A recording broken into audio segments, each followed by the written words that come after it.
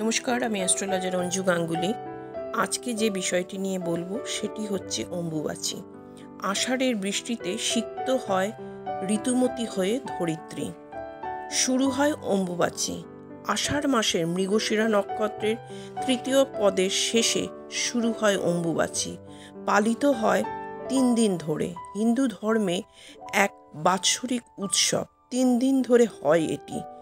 অম্বুবাচী শুরু হবে 22শে জুন বাংলা 7ই আষাঢ় রবিবার 2:57, শেষ হবে 25শে জুন 10ই আষাঢ় রবিবার দুপুর 3:51। শাস্ত্রমতে এই সময় সমস্ত মাঙ্গলিক কাজ বন্ধ রাখতে হয়। কৃষিকাজ সংক্রান্ত কোনো কাজ করা হয় না।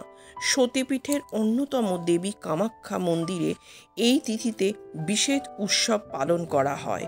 এই সময় গুরু পূজা করা যায়, নিজ ইষ্ট মন্ত্র জপ করা যাবে। অনেকের মনে প্রশ্ন আসে, এই সময় কি পুজো করা যাবে কি না? এই সময় নিত্যকর্মের কোনো বাধা নেই। শাস্ত্র বলছে, অর্থাৎ শাস্ত্রের বিধান নেকেই আমরা মান্যতা দেব। প্রচলিত রীতি